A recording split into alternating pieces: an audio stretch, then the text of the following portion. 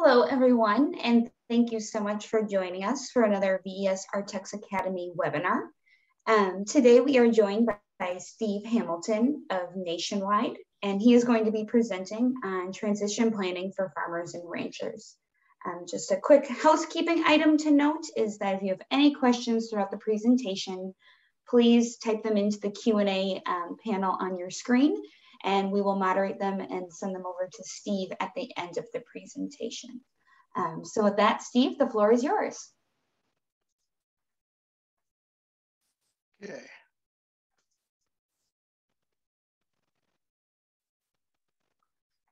All right, thank you for that introduction.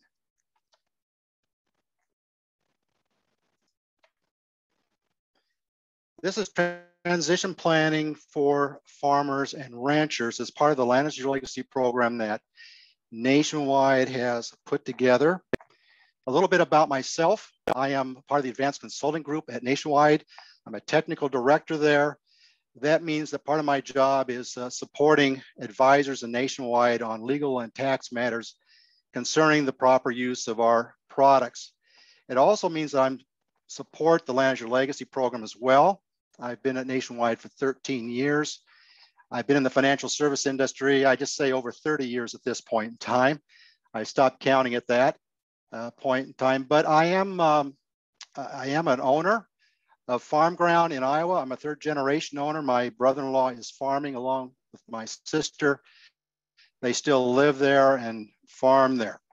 So many of the issues we're talking about today are issues that we have dealt with or are still dealing with and working through. So this is a personal thing to me in many ways.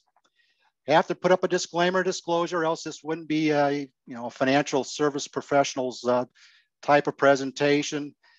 Basically, I just want you to know that I'm not here to provide legal or tax advice to you, though we may touch on some things in general terms.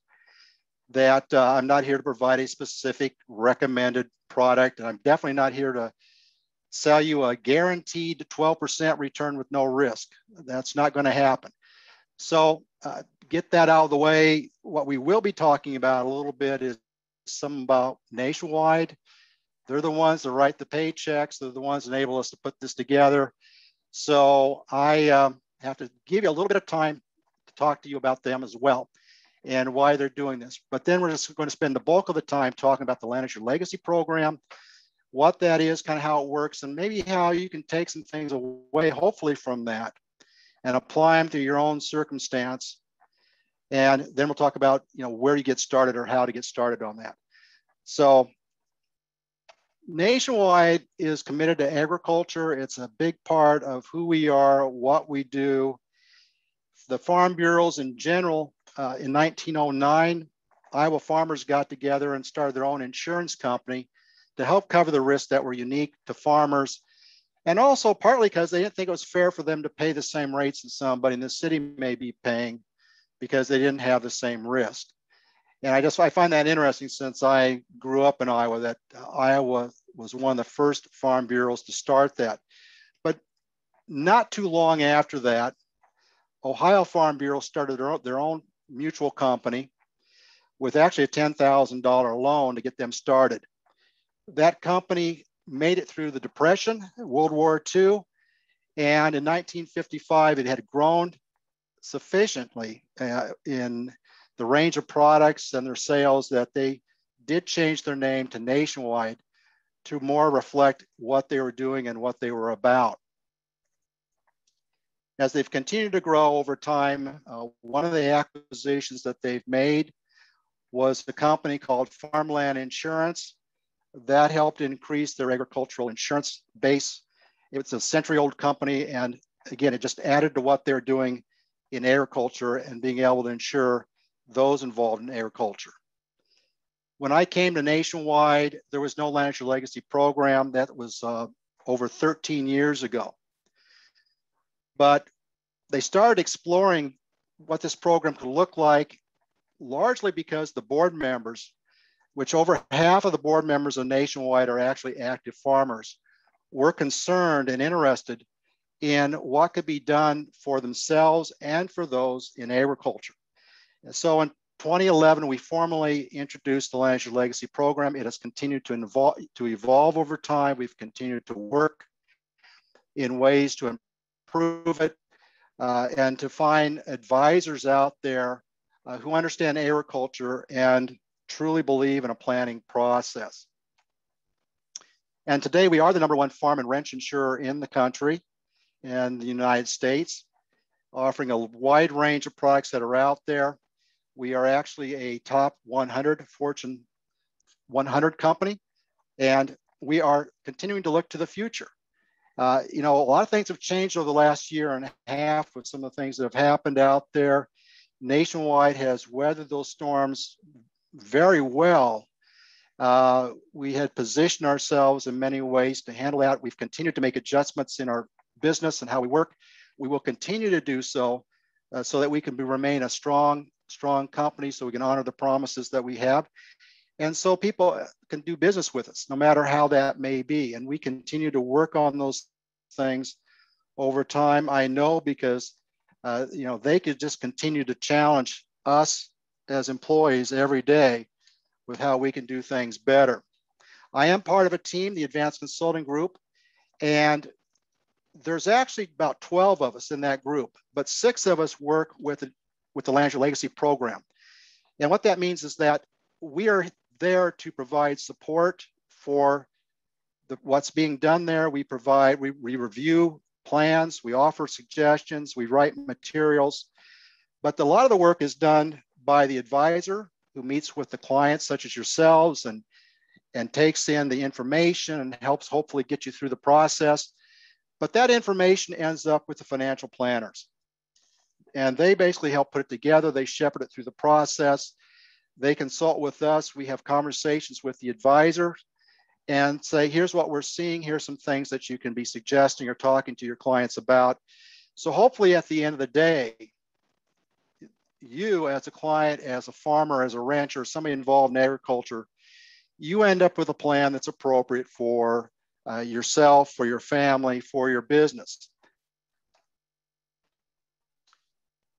We're even gone as far on the life insurance side of allowing a little more latitude for those that may be using tobacco, such as chewing tobacco, for those whose body and build may not be perfect as far as the insurance companies may think. I remember when I was in financial services and actually selling health insurance and things of that sort, I had a farmer come in and, the diagram they give you or the numbers they give you, he didn't fit within those guidelines, but he was not fat. He was just a large guy, sturdy and strong. And we were able to get an exception for him off that chart because it wasn't fat. It was muscle and he was solid. And we've tried to make some adjustments in our underwriting to accommodate those who are actively engaged in farming. You're very active if you're farmers. And so we need to account for that. You can't just judge everybody by what a chart shows up. So we're going to discuss why do it, what is it, what are some of the barriers, some of the common errors that we see out there, some key strategies and documents, and then some next steps. Why do transition planning? I would guess that there's as many people out there thinking about this and having their own idea why they might want to do it. We've just put down a few of them here, and you may have your own that are separate, or maybe they're represented here. In my situation, even though I'm not actively farming, I do want to see the farm continue. It's part of preserving a legacy. Growing up on that farm, working with my granddad, working with my dad, and seeing the things that we did there and continuing to see it grow and expand, there's a desire to see that legacy continue on my part. Most people want to see something orderly, right? We want to see ownership and management move successfully, transition orderly fashion to the next generation so they can be successful, which is part of also preserving the value of what's been created in that farm and that ranch. You don't want to see that lost because things were not properly planned for. And obviously you have to have a operation that provides for you financially for just the basics of living and for the next generation so they can survive. And that's definitely a challenge in agriculture as things seem to be getting bigger and bigger and bigger. You know, who can survive? The farm that I grew up on, the acreage there could not support a farm, at least a row crop farm anymore, but it was providing for a family at the time I was young, but no longer can it do that. They've had to expand. And the other issue that you have to always deal with is the fact that many times assets go into the farm or the ranch, they go into that farming business and they're not liquid. Something happens, you have to have cash that's available and hopefully not impact negatively the business. So let's look at how we're doing in this situation as far as farmers and ranchers and those involved in agriculture. 97% of all the farms out there, the ranches that are out there, are actually family owned. Now they may be incorporated, they may be limited partnerships, they may be limited liability companies, they may be sole proprietorships, but they are family owned predominantly out there, even though, and not very far from where I live here in Ohio, there's a huge tract of land that's owned by, it probably doesn't have his name on it, but it's tied back to Bill Gates, who I guess is now the largest landowner in the country, at least farmland from what I've been hearing. But still, in spite of that, farms are still predominantly family operations.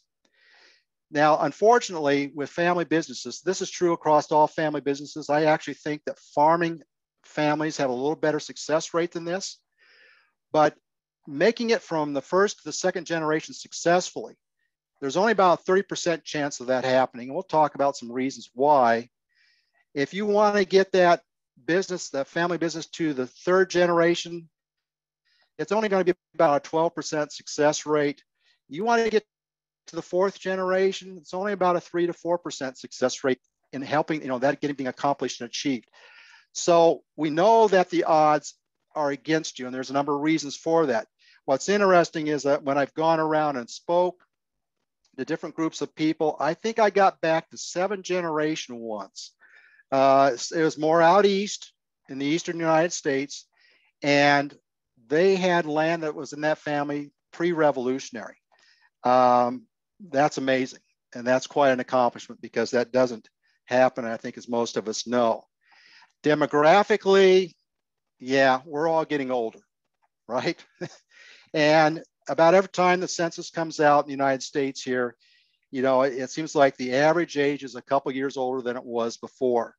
And the data we have here showing about 57. My guess is it's probably pushing closer to 59 at this point in time.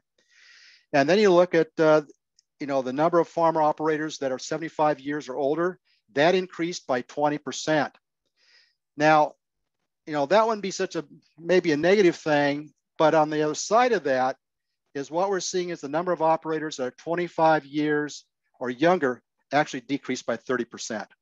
That means, well, obviously we have fewer and fewer people coming in to agriculture, and obviously we have a lot of people that will be eventually going out of agriculture one way or the other.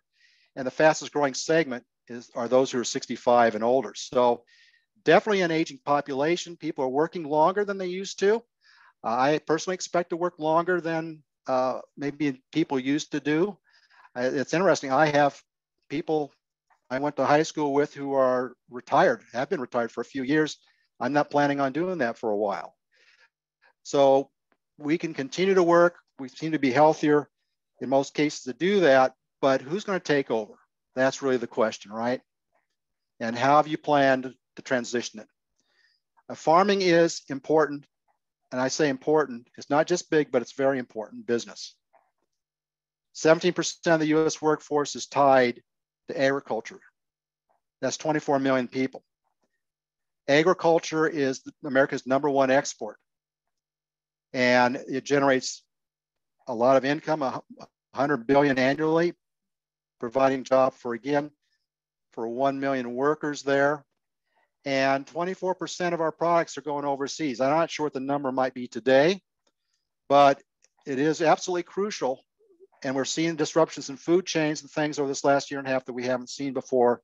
I think people are going to really, really appreciate, food and what's going on with it. Unfortunately, this ties to the fact that we are an aging group of people.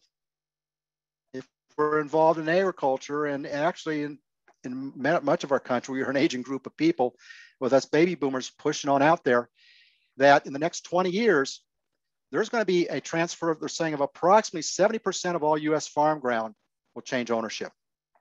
It's going to be in somebody else's hands. And the question really is, who will end up with that ground? Who will get it? Will it be the next door neighbor? Will it be somebody the next county over? You know, will it be an institution?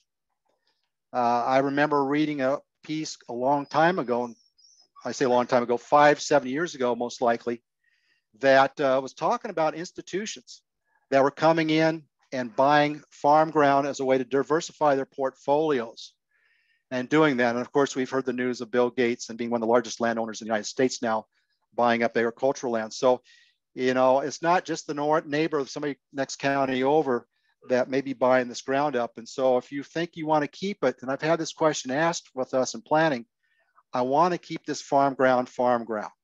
I don't want it to go to somebody who is just using it purely as an investment.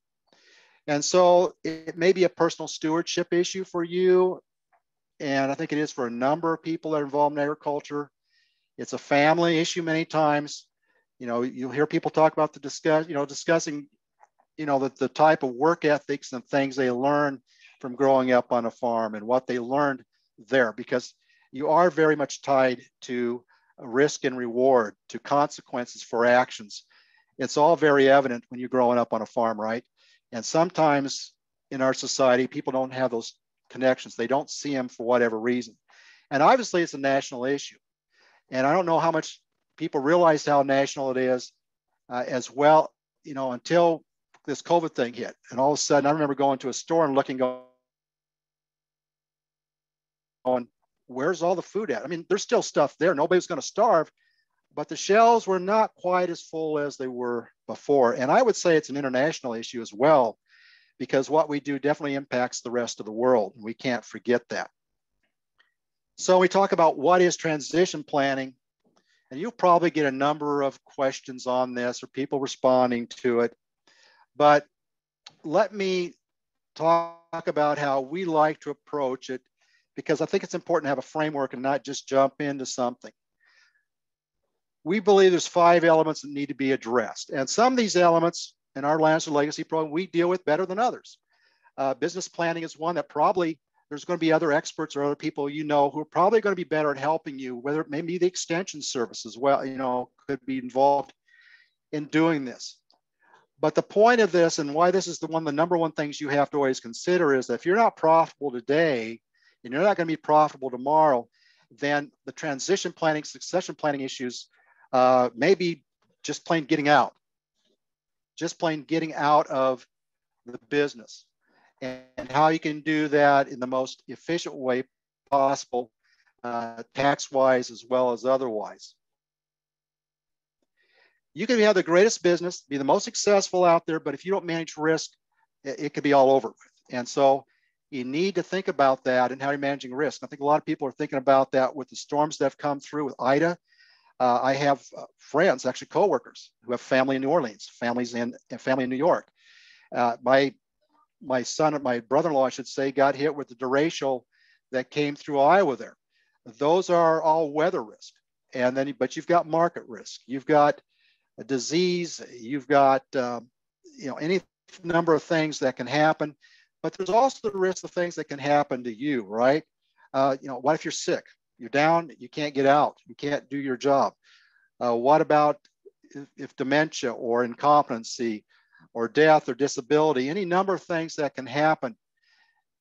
How are you going to manage those risks?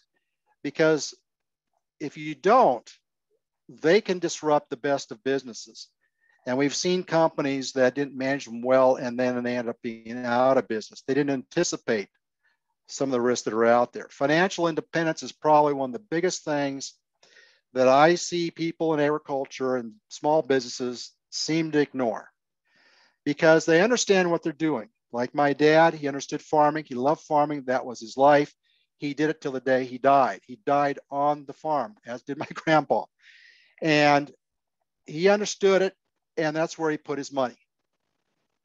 But when I started doing taxes for my dad, I said, Dad, I put money in an IRA. He says, I don't put my money there. I said, well, I did. I filed your tax return that said that you put money there. So you better put your money in there before April 15th or we're going to have a problem. That ended up building up some money over time. And a time came when he needed money. And it wasn't really for farming. It was for something else. He didn't want to borrow the money. He didn't necessarily have the cash available. He didn't want to take it out of the farming operation. I said, Dad, you've got the money right here. You have it sitting in this account. And he was old enough he could use it without a penalty. And he took some of that money and used it. So he didn't have to touch the farm or impact the farm whatsoever. And so my question to you is, when you think through your situation, if something happens, and it doesn't have to be something bad, maybe it's something you'd like to do, does the money always have to come out of that operation? Do you have to sell something, or do you have to borrow against something, or do you have financial resources that are available elsewhere so that that operation that you've built up can continue and stay intact, pay you money, or pay those that are now stepping in to take over, pay them money without you having to draw it out of there? That leads kind of in the succession planning idea is, who's going to step in? Who's going to take over? Have you been able to take everything you have up here in your head? And I know it won't be everything, but have you been able to take the knowledge and the skills that you have? Have you been able to transfer them over? Have you been able to allow other people to do those things and to make the mistakes? And then estate planning, at the end of the day, where does it go? How's it get there? How's it going to work? What kind of property am I going to give these people? All those kinds of things that at the end of the day, and estate planning is not just about death. It's about the fact that maybe you become incompetent or have dementia or disabled in some way. And have you set things up properly? We'll touch just a little bit on some of the documents around that today. So when we look at the process, and it is a process, I've seen people use a pyramid. We've used steps on this, but it is important you follow the process. One of the biggest mistakes I believe that I have seen is that people say, I need to do something, and they walk to the attorney's office. The attorney says, what do you want? I need a will or a trust. I got to do something about my estate. The boilerplate stuff comes out. They put the names in, and the client walks away. So I've got it taken care of. It goes in the drawer. It gets put away. 20 years later, something happens. Now the family comes in. They may or may not find, hopefully they do find the wills or the trust, because no one's looked at it. Nobody knows where it's at. They finally find it. They look at it and they go, well, that doesn't fit anymore. I mean, that doesn't accomplish what mom and dad said that they wanted to do, but it's a little late at that point in time. And so what we ask and what we try to get people to do is say, look, you got to have a process. Just like you have processes in your business, whether it's to deal with the livestock or it's dealing with the crops, you have processes that you follow. Planning financially and in this transition is no different. First of all, you got to know where you're going. What is it you want to accomplish? What is it you're trying to achieve? And that's not necessarily always easy, because you think you know, but maybe you've talked to your spouse and they say something different. You talk to your kids, they're talking about something different. And you realize that, well, wait a minute, we've got to get together and have some kind of an agreement on where it is we actually want to go. Do we have maybe a mission statement for this operation that we've all agreed on? We know where it is that we want to go. We know what's guiding us in this situation. Because if you don't know where you're going, there's no way that anybody can help you get there. Or maybe everybody can help you get there, depending on how you want to look at that. But once you have an idea, what it is you want to accomplish, what it is you want to do, then we need to understand where you are today. And, that comes down to numbers, right, to some degree, but it also comes down to who you have in your family and in your relationships. It comes down to all those things that are elements, because we need to know where you are today so we can figure out what you have to do to get to tomorrow, to get to those objectives that you want to accomplish. And so that will tell us what the gaps are. Yeah, we need to be here. We're here right now. Okay, how are we going to get there? What's the plan? And sometimes the plans I see are very complicated. Sometimes people say, I want to keep it simple. There's no one way necessarily to accomplish those goals. Some things may accomplish them better than others, but they need to be very individualized. Not what your neighbor's doing, but what you're doing. But once you say, you know what, here's the map, here's the how I want to get there, here's how I want to accomplish, then I will need to put a plan in action. I need to make the decisions. I have options, but I make the decisions on which options are right for us, and then we have to implement that. You know, you could have all the information in the world.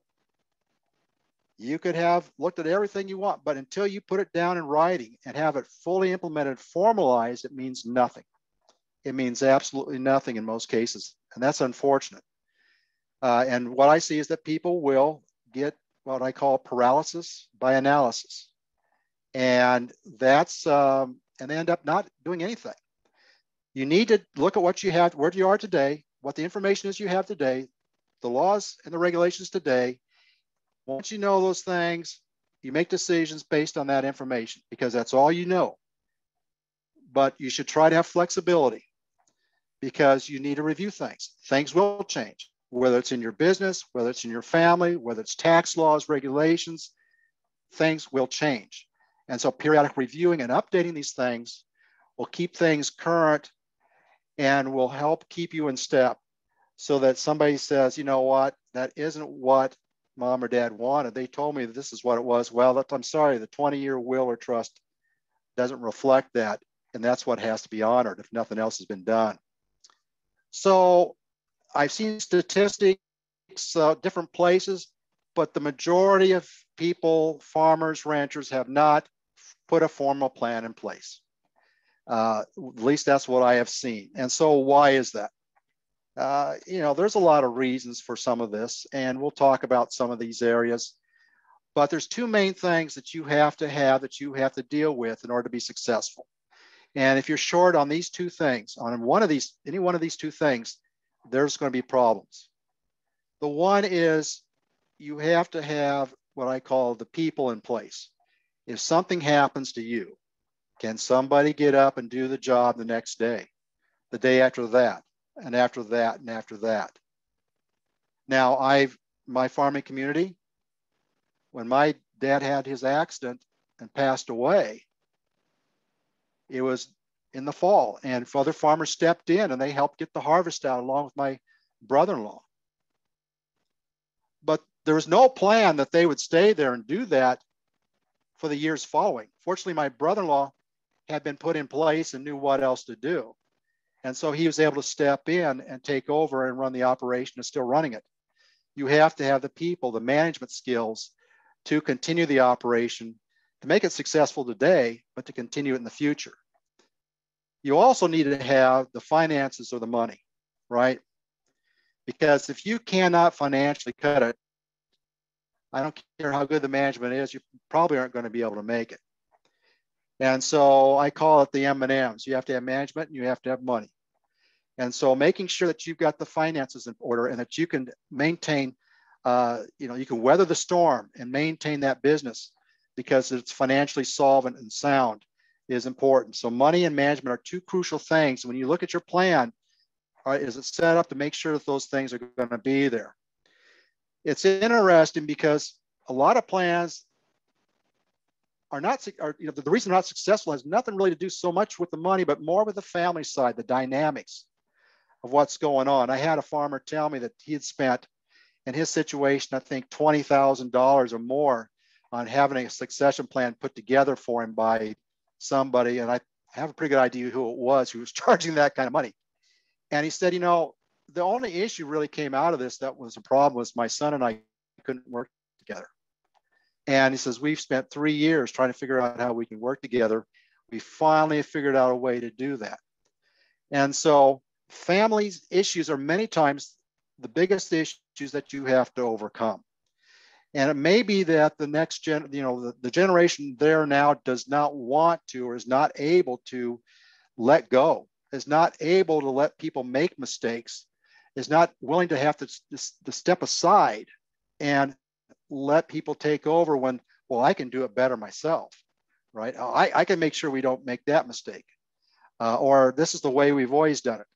And so there is that transition of starting to let go and taking on different roles, which can be hard. Sometimes it's a matter of just identifying who can actually take over, because nobody's going to be perfect, right? And nobody's going to fill your shoes exactly like like you'd have ever done, like you've done it. Nobody's going to step in exactly like that. Sometimes we have kids that fight with each other. I mean, I had somebody tell me, well, we're not going to talk about it because I don't want the kids to fight. I don't want to have a fight over it. And they were just pushing the issue down the road, because if they didn't want it and they thought it was going to happen, it will happen. Now, parents may be gone, and the parents have been the referees, but now the referees are gone, and now the kids are just going to go at it. So it's better to get these things out, I believe, out up front, deal with them as best you can so that you know where everybody stands. Obviously, I've talked about that sometimes it's finances, not enough money to go around to keep everybody happy. Everybody's got different expectations what they're going to get. Whether they're working on the farm or the ranch, they still expect something many times.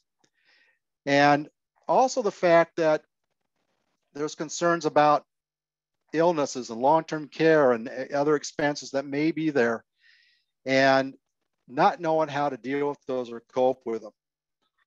So let's just talk about some situations that are fairly common. And no farming children. I don't see it that often, but I think I'm seeing more and more of this, where there's just nobody that's going to come in within the direct line, direct bloodline to take over. They've been raised, they've learned things, they got successful careers, they're doing well. And maybe they love the farm, but they have no intention of giving up what they've worked hard for or where their family situation is to come back and actually farm or ranch. So is there somebody else that can take over? Sometimes the families are close enough. They have other, there's cousins, there's nephews. I've seen arrangements where they've come in and farmed the ground and rented it while the remaining children still just, they held on to ownership because they wanted to hold on to ownership of it. I've seen situations where they just said, you know what, the parent says, I'm just going to sell out. We're just going to sell out and take care of things right now. Now, there's tax consequences in doing that. And so if you're going to do something like that, you need to be talking to somebody about how I can do this in a way that can minimize taxes, or at least be as efficient as I can tax-wise, because many times crops and livestock and machinery, those things may have no basis on them. So they may be pure, ordinary income. The ground, if the ground's being sold, may very well have very low basis and have a lot of capital gain on it. And so all I'm saying is, if you're in that situation, you're going to know somebody in that situation, make sure they're talking to an advisor, an accountant, somebody hopefully who understands that there's options for them. They don't necessarily just have to have the sale and get the tax hit on it. And I get those calls, and usually it's after the fact and it's too late. But we would hope that you would find somebody, whether it's in the family or within the community, who can step in and continue that operation, that business as a farm, because we just think it's very important that they continue as an operation, as a farm. And really, if it's locally controlled, I believe personally that that's a better situation than somebody big buying it who's from out of state or elsewhere, who may not care about the community or about the property. All the children farming, this is probably maybe a rarer situation. And if it's just one child, two children, may not be that big an issue. But I have seen situations where we've had, I think, 8 children, 7 children maybe, where they're all involved in the farming operation maybe in some way, or dad wants them to be. But the reality is they're not all going to actually farm, and they aren't going to be actually farming in most cases. But if they all want to farm, then you really have some tough decisions as well, because how do you divide responsibility? Who's going to be the one to say, okay, this is the decision we got to go with. I've seen situations where maybe one child is great with hands-on stuff, and they can handle that stuff, but they really don't want to have to take care of bookwork. They don't want to do marketing. And if there's another child that does that, and they can divide responsibilities up, that's absolutely great. But if they're both trying to do the same thing at the same time, obviously that can create some real conflict. But you want to make sure that the most capable child obviously is the one that's calling the shots. And the other part of this, obviously, the financial side, can they both, them and their families, be supported? And then the last thing that we always have to consider, really, in all these scenarios, are the spouses of the children, because they usually bring very different aspects and perspectives and viewpoints and attitudes into these relationships, different than the family that grew up on that farm. And, you know, we've heard people call them the in-laws or the outlaws. And so you always have to take them in consideration when you think about it. Probably the most common situation we see is this one. One child, maybe two, is actively engaged or wants to be actively engaged, and the other ones do not. One thing I will say is this, is don't just make assumptions. We have seen situations where parents have gone back and really had some heart-to-heart talks with their children and found out in one case that the child there said, you know, I'm really only here because I feel obligated. And the reality was that if mom and dad had died that day, that child would have sold everything out and walked away. And that would not have been what the parent wanted. We've also seen situations where a child said, you know what, I want to come back. I'd like to be farming with you, but I felt like that you didn't think there was any opportunity for me, or that I could handle it, or I didn't want to do it. Again, sometimes these assumptions are just plain wrong. And so the opportunity to talk about those things and finding out who really wants to be there, maybe who doesn't want to be there, but they just aren't saying anything, those things are important. But when you have farming children and non-farming children, you have differing interests, you have competing interests that you're going to have to deal with. You know, how do you divide responsibility? How do you divide up the decision making? How do you ensure that the most capable child is the one in charge, and who can handle things? How do you deal with the spouses that may be involved? I know a situation where the farming child had a spouse, they got divorced, and it cost that farm dearly to get her paid off. And I've seen situations again where a child's spouse died, and that child had some ownership interest in that business and that farm, and that spouse expected to get paid for that interest. And again, the farming enterprise wasn't set up to pay out a bunch of money to get her out of the picture. And so the way you set things up and how you do that can be very, very important. And with the farming and non-farming children, the things that you have to think about are that you have ownership, you have management, and you have income. And so when you're thinking about your planning, who's going to end up owning it, who's going to end up managing it, making decisions, and who's going to get the income? And those are three things that you have to look at and consider. The other thing that I often do, and I would recommend you do this, if I was speaking to you live, I'd have a easel up here with a big piece of paper, and I don't have that obviously today, but you can take a piece of paper and put a pencil to it, is I would have you draw out your family diagram. Draw it out. Who's married to whom, who's got the grandkids, whatever. If you got somebody else working with you in the farming operation, make sure they're included on that diagram, and go through all the what ifs. What if I die? What if my spouse dies? What if one of the kids dies before I die? What if this person who's part of the operation passes away? Go through every scenario you can possibly think of and ask, what do I want to see happen? What do I want to see done if this were to happen? Because that gets you to start thinking through all the possible scenarios that we many times don't think are going to happen, but they happen. I mean, I can tell you from personal experience, you know, children shouldn't predecease parents, right? My brother died before my parents did on a tractor accident. Those things happen. And you need to be prepared as best you can to consider those things.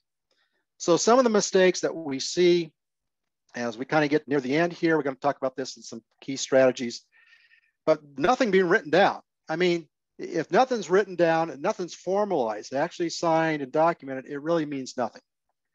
And then it's just a matter of, what the laws may be in that state. The other thing is not having financial resources available to make sure that we can keep things together, we can continue to operate successfully, or maybe pay off those non-farming children, get them out. Here, take this check and leave the farm alone, right?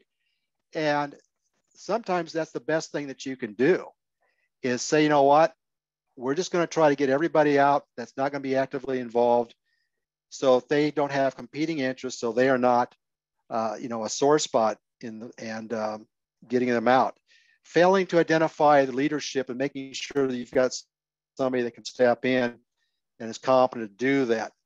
Structuring agreements. I mean, if you've got rental agreements, and especially, you have a rental agreement that's been kind of maybe an ongoing relationship with somebody, but now one party dies, what happens to that agreement? If it's been an annual, just something you do annually or by handshake, starting to get these things formalized, and failure to, think, well, how can we transfer things as tax efficiently as possible? Well, and again, that's important. Titling and beneficiary designations. This is where we see many times where things don't line up. I've titled this with joint with right of survivorship. The will says it's going this way. My beneficiary designations say this. They're saying something different. And so we may have property going various ways, contrary to what the will of the trust may even say, because of ownership and because of beneficiary designations. Incorrectly or improperly setting up the life insurance. Lack of liquidity to pay for things. And I've already referenced wills and trust heirs or having the wrong people in charge. I always like this idea that people say, well, I'm going to give all my kids, they're going to be administer my estate. They're going to be the executors of my estate because it's such a great honor. If you have ever done that job, it's not an honor. It's not really a privilege, and it can be a real pain. So sometimes, depending again on family situations, sometimes you really want a third party who's disinterested and really doesn't care whose feelings get hurt. They just are going to do the job as a fiduciary and do it the right way. Sometimes that's what's needed. The other thing is leaving it all to spouse. There's some reasons why you may not want to do that. There's some ways that you can do that and structure it so that you don't have these issues come up, but remarriage is one. If a spouse were to pass away and the surviving spouse, the surviving parent, marries somebody else and they've got children of their own, which many times they do at those older ages, what's going to happen to this estate? And there's things that can happen. So, I don't say that never do that. What I'm saying is consider if it's appropriate for what you're trying to accomplish. So if we look at some of the key things to look at, it is important. Family meetings. Maybe this is one-on-one more than a family meeting. But again, don't assume things. Have discussions. Find out where people stand. Have communications. Put things in writing. Because if they aren't in writing and if they aren't formalized and documented, and in many cases notarized or witnessed, they aren't much good. Conservation easements may be something to consider because they can lock that ground up into farming usage, but that can also be a downside. Formalizing these arrangements that you have, whether it's cash rent or a buy-sell, but getting these things formalized so that if something happens, everything just doesn't fly apart. We've got it structured. Special use valuation and installment payments. I say don't think about those in your planning, but if somebody passes away, you may qualify for those and use them. But to me, I wouldn't plan for them because they may not be there and you may not qualify for them. So there are things to look at after somebody's passed away. Business entities, we see a lot of farmers, ranchers looking at business entities as a way to separate things out, to make sure somebody's in management, to minimize liability exposure, to separate that from their personal exposure. But business entities can be great ways of transferring property. You'll see on the other side, gifting and discounting valuations can be used in many cases there to help decrease some of those numbers for tax purposes. And inheritance offset, really what that is, and again, we see people looking at this going, maybe that makes sense. If I'm going to give the farm or the ranch or whatever that property is to this child here, And that may be worth a lot of money, but it's only worth a lot of money if somebody sells it, which they aren't going to plan on doing, hopefully. They've got to work it and make a living off of it. That's a different asset than saying, okay, this child over here gets $500,000 or $1 million from a life insurance contract to help offset some of what this other child got. The child that gets that check can do whatever they want with it. They got complete freedom and they still got their job, hopefully if they've got a job. But wills and pour over wills, if you're using trust, property list where you can say, you know, I want certain personal property, tangible property to go to this grandchild or that grandchild possibly. A multitude of trust, and revocable trust many times are used because you can avoid the cost, delays, publicity around probate. And a revocable trust, when properly done, can avoid some of those things. One of the things I think is anytime overlooked are the powers of attorney for healthcare or healthcare directives and living wills. If you're unable to do something, can somebody do it for you?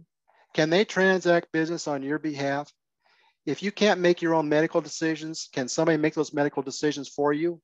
And have you written down and told them what medical decisions you'd like to have made? Did you say, look, I do not want to be in life support? Or did you say, I want to be in life support?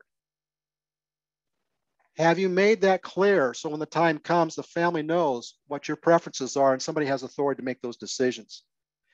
I already referenced gifting and discounting. Charitable arrangements, many times if you're looking at sales, can work to minimize taxation, to defer and pay taxes out over time. Can be work, making sure, again, aligned beneficiaries, ownerships, with all your planning documents, make sure they all line up and they work together. We don't end up with conflict. You have to have a team. I think most everybody understands that you know, you have to have a group of people. We're in football season now, and many times it's the financial advisor that's the one who's calling the shots. The financial advisor is the one who's helping put together, helping everybody stay on task. Because I know you're like me in many ways, probably, that every day you get up, you got to do certain things. But we're talking about something that's important. It may not be urgent today, but it could be urgent tomorrow if something happens. And so you've got to get people in place to help get you through the process. And what I have found is that when couples come together, many times they encourage each other to do it. When I've seen just the man come, men, I'm sorry, but when I've seen the farmer come by himself without his spouse or without the kids or anybody else, the many times they walk out, they say it was great, they never do anything. The chances increase when they bring a spouse, they bring family along, because now they start talking about it and encouraging each other to get something done. They get the financial advisor involved to quarterback this. Then you're going to have an attorney, accountant many times, maybe a trust officer. You may even need a family counselor come in. That's right. Okay, that's fine. You get the people that you need, but you've got to get started. Don't wait. And if it's something that interests you, you can I'll leave this up here for a little bit as we open this up for questions. You can call the number there. You can contact us through the, you know, if you're in the United States, this will get you connected to Atlanta's Your Legacy, and they can connect you with Atlanta's Your Legacy advisor who has access to me and to everybody else that's on the team. You know, so I want to thank you for that. And I think we can open it up for questions. So I've gone a little bit long, so I apologize. But all right, Annie. Yes, thank you so much, Steve. So the first question is, how do families resolve the equal versus fair issue? Yeah, and I touched on that a little bit because it is a challenge. And unfortunately, what I've seen in many wills is that they just go with equal. And they don't consider the fact that maybe the one child has been, or maybe two children have been working on the farm, maybe maintaining its value, maybe increasing the value, also taking care of the parents, and maybe not being compensated fairly for that. So, you know, the other kids maybe are off and they haven't had to deal with any of those issues. And I think those are things that you have to consider. Unfortunately, when it gets to the will and it just says equal, we're only looking at assets and dividing those assets up as equally as we can do it, which many times will fractionalize that farming operation. And so we would prefer that you look at this and say, what's fair? You know, what is fair to those children who have been here, are doing the work, and probably are taking care of mom and dad later in their later years, making sure they get the doctor's appointments and are visiting them if they end up going to some residence someplace. So what is fair for them? And that's why I talk about having other financial assets out there that if you can, what we see many times is people say, we're going to buy a life insurance contract. It doesn't necessarily have to be that. It could be maybe other assets that you have, but we're going to give those assets to the other child who's not farming. So they get something and they've got it, but it's not the farming operation, which we are going to keep intact. But that is going to be a challenge, and it's going to be, the answers is going to be probably as individual as the people that are doing the estate plan. Thank you. So what is one of the most common transition mistakes that you see? Yeah, I guess I answered that. I touched on it a little bit. I'd say a couple of transition mistakes. One is just leaving everything equal when they're not equal. I mean, probably if I asked any parent that's listening to this or watching this, are your kids exactly the same? Do they do everything? No, they're all different. They're, you know, just when you thought you had it figured out, you know, maybe the second kid came along, you realize, oh, geez, what I thought parenting skills that work with one don't work with the other.